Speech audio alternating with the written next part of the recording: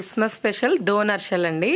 చాలా సింపుల్గా ఓన్లీ 3 ఇంగ్రీడియంట్స్తో చాలా సింపుల్గా ఇంట్లోనే చేసుకోవచ్చు. క్రిస్పీగా స్వీట్గా చాలా టేస్టీగా ఉంటాయండి. పిల్లలకు ఈవినింగ్ స్నాక్స్ లాగానైనా చేసి పెట్టవచ్చు. చాలా హెల్దీ కూడా అండి.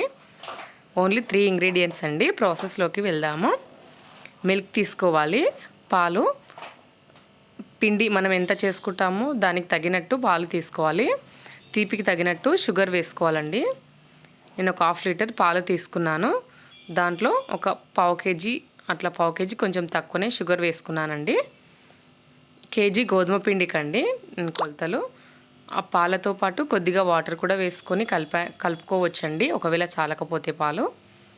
ఇలా చక్కెర మొత్తం కరిగేంత వరకు కలిపి పక్కన పెట్టుకోవాలి. మరో పక్కన మిక్సింగ్ బౌల్ తీసుకొని పిండి జల్లించుకోవాలండి. మీరు ఎంత కావాలనుకుంటే అంత పిండి తీసుకొని ఇలా జల్లెడ పట్టుకోవాలి. పురుగు కానీ ఏమైనా డస్ట్ కానీ ఉంటే వెళ్ళిపోతుంది. ఇలా జల్లెడ పట్టుకొని కొంచెం పించ్ ఆఫ్ సాల్ట్ అలాగే వేసుకోవాలి. స్వీట్లో సాల్ట్ వేసుకుంటే బాగుంటుందండి టేస్ట్. కొద్దిగా ఆయిల్ వేసుకోవాలి. బాగా మిక్స్ చేసుకోవాలండి. ఇలా ముద్దలా అయ్యేంత వరకు ఇలా బాగా కలుపుకోవాలి. మనం ముందుగా చక్కెర వేసి కలిపి పెట్టుకున్న పాలు జాలితో కొంచెంగా వేసుకుంటూ కలుపుకోవాలి. పిండికి తగినట్టు పాలు వేసుకుంటూ కలుపుకోవాలి.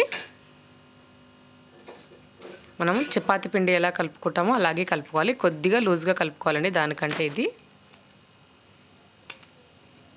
ఇలా పాలు మొత్తం అయిపోయేంత వరకు జాలితో ఇలా వడబోసుకుంటూ బాగా కలుపుకోవాలి.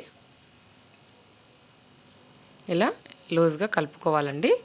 ఇది స్వీట్ కదా, కొంచెం గట్టిగా అవుతుందండి రెస్ట్ ఇచ్చాక. ఇవి కొద్దిగా లూజ్గా ఉంటేనే పిండి చపాతీలో ఒత్తుకోవడానికి బాగా వస్తాయండి. మరో పక్కన స్టవ్ ఆన్ చేసి బాండి పెట్టుకొని ఆయిల్ హీట్ చేసుకోవాలండి. ఇక్కడ ఆయిల్ హీట్ చేసుకుంటుంటే చపాతీ లాగా ఒత్తుకుంటాం కదా, ఆ ప్రాసెస్ తొందరగా అవుతుంది. ఇలా పిండి కొద్దిసేపు రెస్ట్ ఇచ్చాం కదండి, ఆ పిండిని తీసుకొని ఇలా మీడియం బాల్స్ లాగా రెడీ చేసి పక్కన పెట్టుకోవాలి. ఇలా బాల్స్ చేసుకుంటే తొందరగా అవుతుందండి ప్రాసెస్. ఇలా మీడియం సైజ్ బాల్స్లో చేసుకొని చపాతీ పీట తీసుకొని కొద్దిగా పిండి వేసుకోవాలి. పిండి వేసుకొని ఇలా ముద్దలాగా చేసుకొని మనం సేమ్ చపాతీ ఎలా చేసుకుంటామో అలాగే చేసుకోవాలండి. పల్చగా చేసుకోవాలి. ఇవి క్రిస్పీగా ఉంటాయి కదండి. మీకు సాఫ్ట్గా కావాలనుకుంటే కొంచెం మందంగానైనా చేసుకోవచ్చు. ఇలా పిండి వేసుకుంటూ అతుక్కోకుండా చపాతీలాగా మొత్తం పీట మొత్తం దాల్చుకోవాలి. ఇలా చేసుకున్న వాటిని మీ దగ్గర షార్ప్గా ఉన్న గిన్నె కానీ ఒక గ్లాస్ కానీ తీసుకోవాలండి. ఒక గ్లాస్ కానీ గిన్నె కానీ ఇలా తీసుకొని ఇలా చిన్న రౌండ్ అప్పల్లాగా ఇలా చేసుకోవాలి. ఇవి మొత్తం ఇలాగే చేసుకోవాలండి. ఈ పిండిని మిగిలిపోయిన పిండిని అలా వేస్ట్ చేయకుండా వాటిని కూడా ఇలా వేయించుకోవచ్చండి. ఇలా వాటిని కూడా వేయించుకోవచ్చు. క్రిస్పీగా బాగుంటాయండి టేస్ట్ మాత్రం.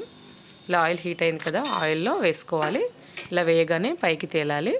ఆయిల్ బాగా హీట్ అయినట్టు మంటను మీడియం ఫ్లేమ్లో పెట్టుకొని మొత్తం వేసుకోవాలి. మనం ఇలా వేసుకొని మంచి గోల్డెన్ బ్రౌన్ కలర్లోకి వచ్చేంత వరకు మెల్లగా చూసుకొని దగ్గరుండి కాల్చుకోవాలండి.